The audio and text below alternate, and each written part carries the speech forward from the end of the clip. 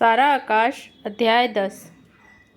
खाना वाना बनाकर दिवाकर के यहाँ से निकले तो 11 बज गए थे। घर पर कहकर भी नहीं आया था, जाकर वहाँ डांट पड़ेगी कि तबीयत ठिकाने आ जाएगी। कम से कम कहीं जाओ तो पूछताछ कर तो जाओ। अब आधी रात में किवाड़ खुलवाना भी एक समस्या होगी। जो भी खोलने आएगा वह अपने कष्ट और मेरी जिम्मेदारियों पर भाषण देगा, अपना परम कर्तव्य समझेगा। एक एक कदम चलते दिल धसक रहा था। सड़क और गलियां सुनसान पड़े थे। मकानों के ऊंचे नीचे होने की वजह से सड़क पर चांदनी कटी फटी फैली थी। कोहरा मिलकर अजीब धुंध सा छाया था। जाने क्यों मन में बड़ी बेचैनी छाई थी और भीतर कुछ कसक उठता था। हुआ यूं कि मुन्नी के कारण उस दिन तो सिनेमा जा नहीं पाए थे। 2-3 दिन बाद प्रोग्राम बना। रात को 10 बजे सिनेमा खत्म हुआ। बहुत अच्छा तो नहीं लगा, लेकिन नायक नायिका के प्यार के कुछ दृश्य सचमुच मन पर छाए रहे और कसक होती रही कि काश ये मेरे भी जीवन में उतर पाते। बहुत दिन बाद सिनेमा देखा। लौटे तो पैदल ही घर की ओर चले। मैं और दिवाकर पास पास थे। किरण कुछ दूर हटकर चल रही थी। और भी अनजाने स्त्री पुरुष सिनेमा के किसी न किसी पक्ष के बारे में बातें कर रहे थे। किरण मुझसे या मेरे सामने प्रायः नहीं ही बोलती थी। सिनेमा आने के समय जो संकोच मन में आया वह फिर नए सिरे से जाग उठा। मेरे कपड़े उन लोगों से काफ़ी नीचे स्तर के थे। मुड़ी तुड़ी ऊंची सी कमीज, पैंट, भद्दे फटे पुराने से सैंडल। विचित्र बात तो यह थी कि अपनी गांठदार चोटी पर मुझे इतनी झेप कभी नहीं आई जितनी उस समय। उसे तो मैंने देख बड़े ही बेमालूम ढंग से खोलकर शेष बालों में मिला लिया। हाथ फेर फेर कर देख लेता, कहीं वह अलग उठकर तो नहीं आई। मन में एक बार फिर आया कि मान लो इसे कटा ही डाला जाए तो फिर से धिक्कार उठा। छी, मेरे मन में भी क्या क्या बातें उठती हैं आजकल। तभी पास आकर दिवाकर बोला, कहो जी महाराज, कैसे कट रहे हैं आजकल? क्या कर रहे हो आजकल? भाई मुझे भाई साहब की बात याद आ गई। सुबह ही तो बैठक में उन्होंने कहा था। क्यों, अब क्या इरादा है? इम्तहानों से तो छुट्टी मिल गई ना। मेरा इरादा क्या, जो भी आप कहें। मैं समझ गया कि उनका मतलब कोई नौकरी कर लेने से है। अब कहीं कुछ कोशिश करो। अपने उस दोस्त से कहूँ रिजल्ट तो निकल जाने दीजिए। अब कहीं अप्लाई भी करूँ तो क्या लिखूँ? रिजल्ट के तो 2-2.5 महीने। तब तक भी तो कुछ करोगे ही या यूं ही वक्त बर्बाद होगा? चिंता भरे स्वर में भाई साहब बोले, घर की हालत तो तुम देख ही रहे हो। मेरे 90-100 रुपयों में हींग भी नहीं लगती। कुछ न कुछ तो करना ही होगा। अमर कुंवर को अगर हम दोनों अच्छी तरह पढ़ा लें तो उन्हें भी अच्छी सर्विस मिल जाएगी। हाँ, कुछ तो देखूंगा ही, मैंने टालने को कहा। अपने उस दोस्त से कहो ना कहीं तलाश कर ही देगा। इसके तो 20 जान पहचान वाले होंगे। उन्होंने फिर दिवाकर की ओर इशारा किया। पूछूंगा। असल में भीतर से आती हुई बाबूजी के चीखने की ऊंच नीची आवाज़ों से मेरा ध्यान उधर खिंच गया। विषय बदलने को बोला। बाबूजी क्यों नाराज़ हो रहे हैं भीतर? हालांकि बात मेरे लिए कतई महत्व की नहीं थी। किसी न किसी पर नाराज़ हो ही रहे होंगे। जो जिसका काम है वह कर रहा है, इसमें इतनी फिक्र की क्या बात है? अब इस बात को टालना जो था। आओ देखें किस पर नाराज़ होकर चिल्ला रहे हैं। शायद भाई साहब और हम भीतर आ गए। उन्होंने फिर याद दिलाया, पर उसे पूछना जरूर, जिक्र तो कर ही देना। अब दिवाकर के पूछने से मुझे भाई साहब की ये बात याद आई। मैंने कहा, कुछ नहीं, तुम बतलाओ क्या करें? अरे म्याँ, करना वरना क्या, चोटी फटकारो और मस्त रहो। आराम बड़ी चीज़ है, मुंह ढक के सोइए। लापरवाही से कहकर उसे सहसा कुछ याद आ गया। बोला, लेकिन तुम्हारे दिमाग में आराम कहाँ? तुम तो आराम के जानी दुश्मन हो ना। तुमने तो अभी या तो 3rd ईयर की किताबें घोटनी शुरू कर दी होंगी या भारतीय दर्शन पढ़ रहे होंगे। मैंने उदास होकर जवाब दिया, नहीं दिवाकर, मैं शायद आगे नहीं पढ़ पाऊँ। नहीं पढ़ पाऊँ? क्या मतलब? फिर हंस पड़ा। सुना किरण जी, हमारे समर साहब सिनेमा का डायलॉग बोल रहे हैं। किरण मुस्कुराई। अभी तक केवल तटस्थ की तरह चल रही थी। हाँ, मैं अनमना हो आया। खैर, अभी तो बहुत दिन है। अच्छा, अपनी बताओ, तुम आजकल क्या कर रहे हो? हम? अरे, हमें क्या करने को रखा है? बस किरण जी हैं और हम हैं। बीच में नाराज़ हो गई थी। पढ़ाई ही हमारे लिए सब कुछ है और ये तो जैसे कुछ है ही नहीं। सो अब हमने अपने को इन पर छोड़ दिया है। और वह ज़ोर ज़ोर से हंस पड़ा। किंतु यह देखकर कि मजाक कुछ चुटीला हो गया है, अपने बीच की बातें यूँ बता देने में किरण की भौहें सिकुड़ उठी हैं। वह एकदम बोला, सो अब इन्हें माता जी से निपटना है। क्यों किरण जी? माता जी तो खूब ही नाराज़ मिलेंगी। तब तो गुस्से में कह दिया था, जाओ तुम सिनेमा। अब जो आंखों में धुआं लगा होगा तो वो गालियां दी होंगी कि तबीयत ठिकाने लग जाए। इस बार किरण ने उपेक्षा से कहा, कहाँ तक दिन रात भरे, 6 महीने में एक बार सिनेमा आए हैं, अब वह भी गालियाँ दे तो क्या करे। उनके सामने कहना क्या बात, दिवाकर ने चिढ़ाया। मुझे बात बहुत बुरी लगी। कैसा है यह दिवाकर जो अपनी माँ के बारे में बहू से यूं सुन रहा है, और यह किरण माँ जैसी सास की ऐसी अवज्ञा कर रही है। मेरे सामने भी प्रभा कहती तो सारी प्रण प्रतिज्ञाएं भूलकर उसकी इतनी सी बात पर खींच कर तमाचा देता, और सोचने के साथ ही वह तमाचे वाला दृश्य फिर कौंध उठा। किरण की असभ्यता कतई अच्छी नहीं लगी। सुना भाई समर, आजकल मुझे दिवाकर बोला, ये कई बार मुझसे कह चुकी हैं कि तुम अपनी वाइफ को हमारे यहाँ लाते क्यों नहीं। अच्छा किरण जी, एक दिन इनकी दावत रखो, तब लाएंगे ये भाभी जी को। मैं बड़े धर्म संकट में पड़ गया। किरण मेरी ओर उत्सुकता से देख रही थी कि मैं दिवाकर की बात का क्या जवाब देता हूँ। जल्दी से कुछ हकलाकर बोला, वाह वह तो अपने घर है, इस बार आएगी तो जरूर मिलवाऊंगा। बात खत्म हो गई, लेकिन हृदय का जो भाग मेरे अनजाने ही बर्फ की ठंडी सतहों के नीचे भी गर्म बच रह गया था, वहां से एक ठंडी सांस उठी। काश मैं भी अपनी पत्नी को इस तरह सिनेमा ले जाता। मुझे याद आया, सिनेमा में दोनों कैसे पास पास सिर सटाए आपस में पिक्चर के बारे में बातें कर रहे थे। साथ ही सिनेमा के कई दृश्य भी भीतर फुरहरी पैदा करके चले गए। फिर भी इस पत्नी के शब्द के अर्थ से किसी तरह प्रभा आती है, या फिर उठने वाली आकांक्षाओं में कहीं उसका भी निवास है, यह मैं मानने को तैयार नहीं था। प्रभा को तो निश्चय ही मैं इस क्षेत्र से बाहर का प्राणी समझ चुका था। मानो जो भी मेरी पत्नी होगी वह कहीं और किसी दूसरे के वश में है, वह प्रभा है ही नहीं। दिवाकर की जिद के कारण खाना वहीं खाया, लौटा तो मेरे साथ फिर वही पुराना 5 घंटे वाला पहले वाला समर भी आया था। जिस घुटन और ऊब को छोड़कर भाग गया था वह ताज़ा हो गई, मानो अभी तक किसी स्वप्न लोक में भटकता रहा था, अब वास्तविक धरातल पर लौट आया हूँ। पता नहीं फिर इस कांड ने क्या रूप लिया। हम और भाई साहब भीतर गए तो देखा सिर झुकाए ही सामने प्रभा अपराधन की मुद्रा में खड़ी है। बाबूजी दुर्वासा का रूप धारण किए हाथ ऊंचे उठा उठा कर गरज रहे हैं। अम्मा भी उसमें कभी कभी अपना सहयोग दे देती है। हाथी की सूंड सा घूंघट निकाले भाभी किवाड़ के पीछे छिपी खड़ी है, और कोई जगह दाल बीनने की रह ही नहीं गई। बाबूजी ने हमें देखा तो मारे किस्से को नए सिरे से दोहरा दिया। दाल छत पर ही बिनेगी। ऐसे ही उस दिन छत पर बाल्टी ले जाकर सिर धोया गया। उस दिन तो चुप हो गया। मुन्नी ने सिफारिश कर दी, बस अब तो खाना सोना सभी छत पर होने लगा। क्यों हमेशा गूंगी की तरह मनहूस सी घूमती रहेगी,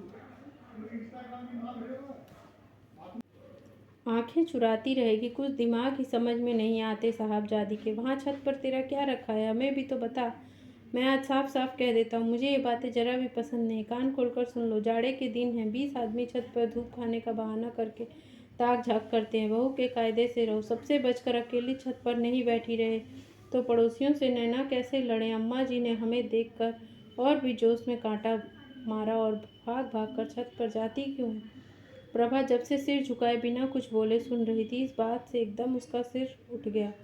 उसने एक बार तीखी निगाहों से अम्मा की ओर देखा, फिर से सिर झुका लिया। शायद आंखों से 2 आंसू भी गिरे। हाँ हाँ ठीक तो है, पांडे जी की लड़की की तरह भाग न जाए किसी के साथ। खूब नाराज हो चुकने के बाद फिर सिर झुकाकर बाबूजी सोचते थे।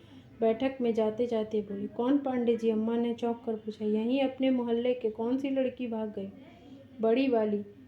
कर भी तो कैसे हथनी सी रखी थी। फिर उन्हें अपने दोनों हाथ माथे पर मारे। हाय राम, क्या जमाना आ गया। धर्म कर्म तो उठ ही गया। बाबूजी के जाते उन्होंने भैया से पूछा, क्यों रे धीरज, किसके साथ भाग गई? अरे और किसके साथ भागी होगी? वही होगा मास्टर जो पढ़ाने आता था। भाई साहब बोले, अब बाहर जाकर पता लगाऊंगा।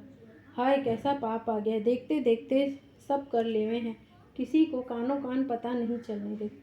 कहाँ जाएगी ये धरती प्रभु। अम्मा ने मुख पर अत्यंत कातर भाव लाकर कहा। भाई साहब भी मुड़कर बाहर की ओर चलने लगे। घूंघट उठाते हुए भाभी बाहर निकल आई और अम्मा के पास आकर बोली, ये पढ़ी लिखी लड़कियां जो न कर ले सो थोड़ा है अम्मा जी। अचानक अम्मा को मूल विषय याद आ गया। बोली, अरे हमारी तरफ से दुनिया भाड़ में जाए, लेकिन ये भाग भाग कर ऊपर क्यों जाती है?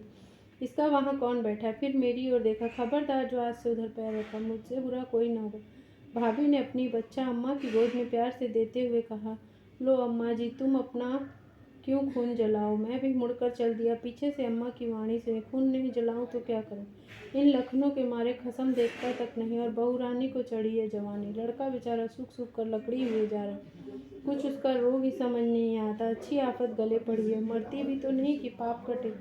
गरम दूध मरा, न उगलने का न निगलने का। जिंदगी खराब हुए जा रही है लड़के की। मरे मैं तो कल लड़के की दूसरी शादी कर दूं। और अम्मा का स्वर गीला हो आया। मैं बाहर चौक में आकर सीढ़ियाँ चढ़ता हुआ कोठरी की तरफ जाने लगा।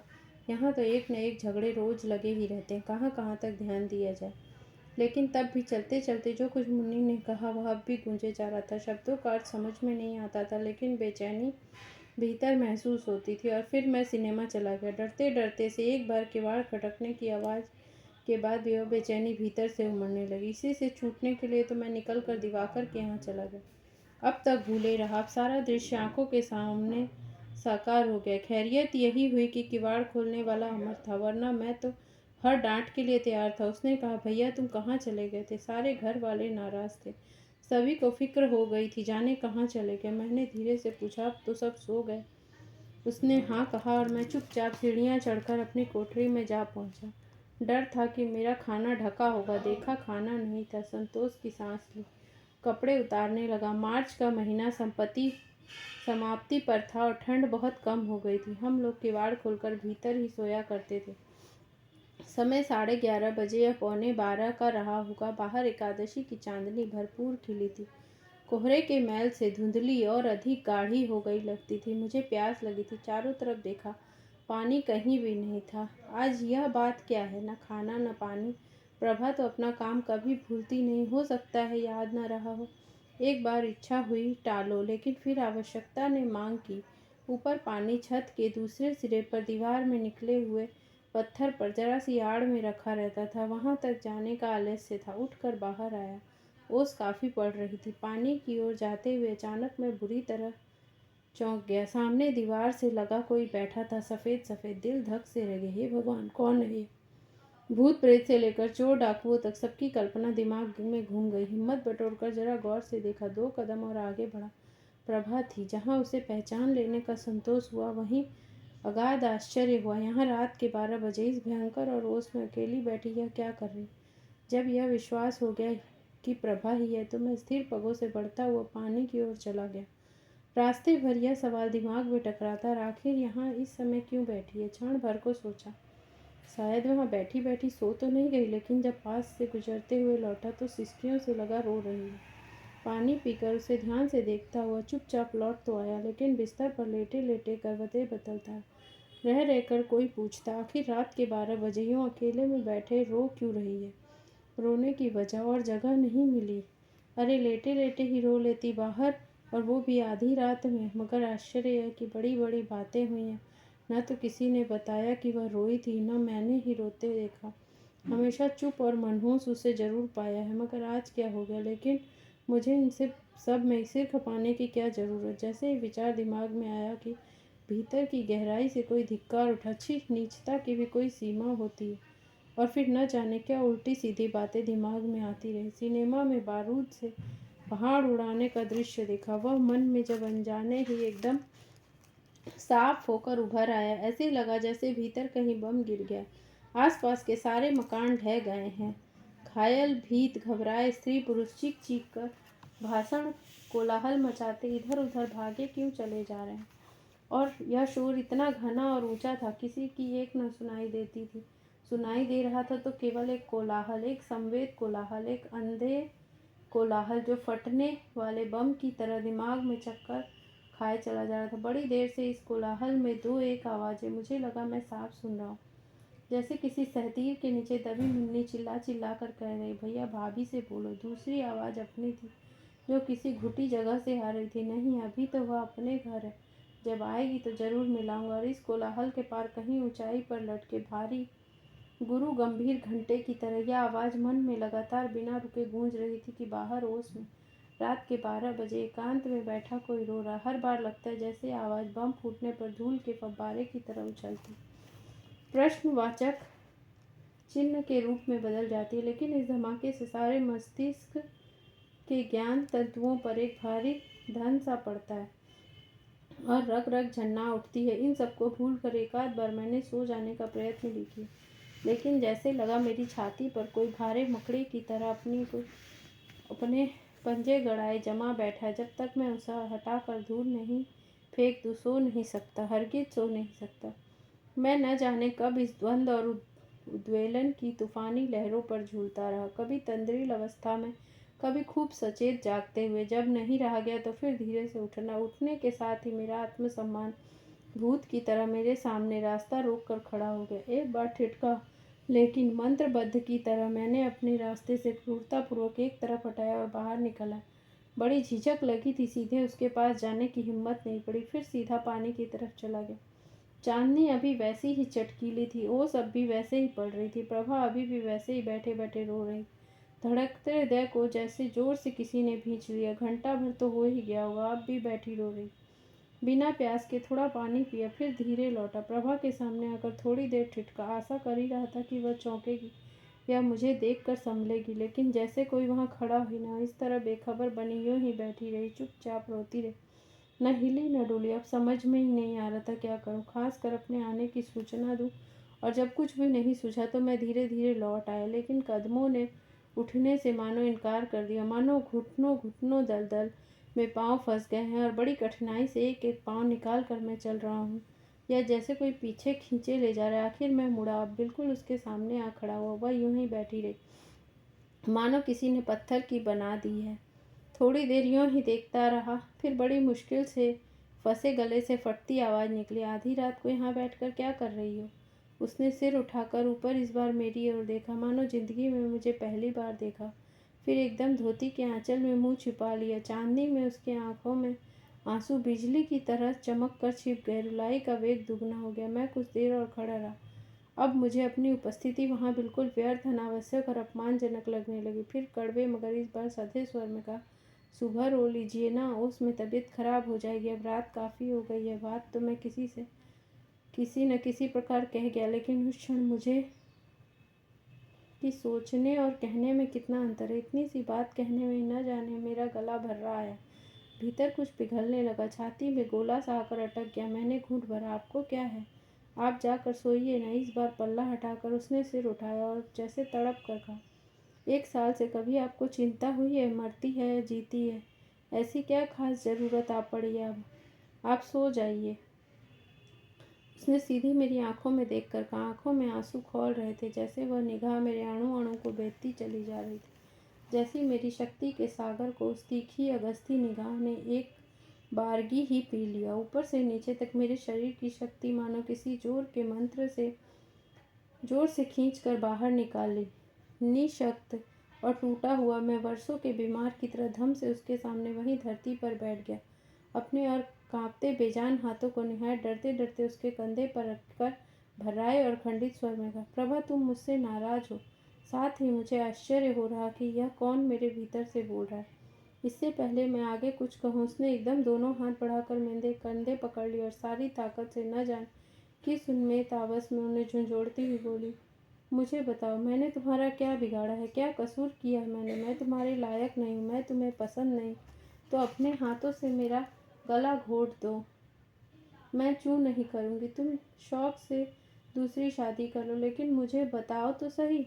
और दुर्निवार रुलाई के भीषण उफान में उसके शरीर का रोआं रोआं मानो पिघल कर फूट पड़ना चाहने लगा। अपने को भूलकर वह मेरे कंधे में झूल गई, मुझसे लिपट गई। रुलाई जैसे उसके मुंह से निकल नहीं रही थी, और कूड़ा पड़ने पर भी पीड़ा की तड़पती मरोड़ की तरह उसका सारा शरीर सिसकियों के झटकों में पत्ती की तरह धर्रा उठा था।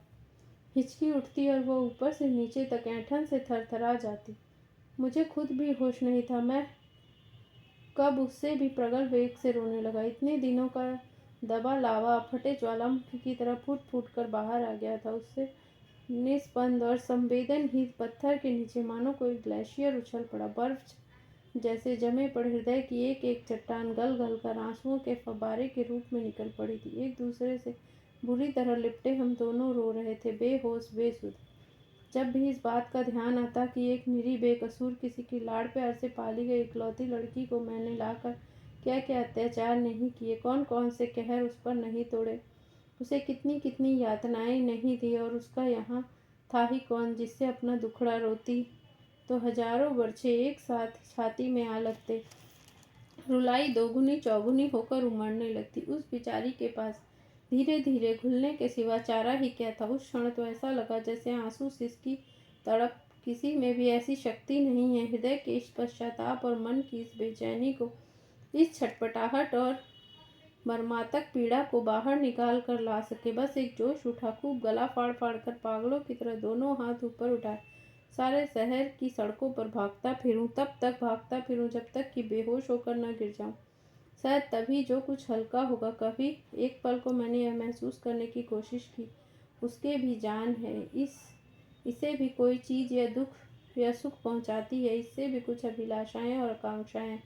कभी नहीं, कभी नहीं, कभी एक बार मेरे मन में नहीं आया कि आखिर यहाँ किसके आधार और किसके भूतों पर नौकरों की तरह रात दिन खटती है। वह हमारी खरीदी हुई गुलाम तो नहीं है। उस दिन जिस हाथ से मैंने उसके गाल पर चांटा मारा, उसी को आवेश में अपनी कपकपाती उंगलियों से सहलाते हुए मुझे लगा जैसे आज भी वो पांचों उंगलियां उभरी हैं और आज भी वह दहक रही है। सचमुच उस बेहोश पागलपन में भी मैंने चांदनी की ओर उसकी कनपटी घुमाकर देखने की कोशिश की। क्या सचमुच वहाँ उंगलियों के निशान अब भी बने हैं?